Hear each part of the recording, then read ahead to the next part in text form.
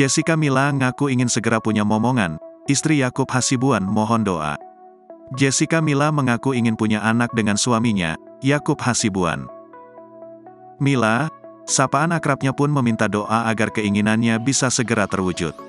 Iya, harapannya iya sih, kata Jessica Mila. Doain ya, semoga, ucap Jessica Mila. Lebih lanjut, Jessica Mila mengakui bahwa mendapatkan momongan merupakan salah satu doanya. Di samping itu, dia pun berharap bisa menjadi pribadi yang lebih baik lagi ke depannya. Sebelumnya Jessica Mila mengungkap dirinya belum terbukti menantu idaman bagi keluarga Yakub Hasibuan. Sebelumnya Jessica Mila ramai disebut sebagai menantu idaman di keluarga Yakub Hasibuan. Hal ini lantaran Jessica Mila akrab dengan orang tua Yakub Hasibuan hingga dikatakan sebagai menantu idaman. Setelah menikah dengan Yakub Hasibuan, banyak yang menyebut Jessica Mila sebagai menantu idaman.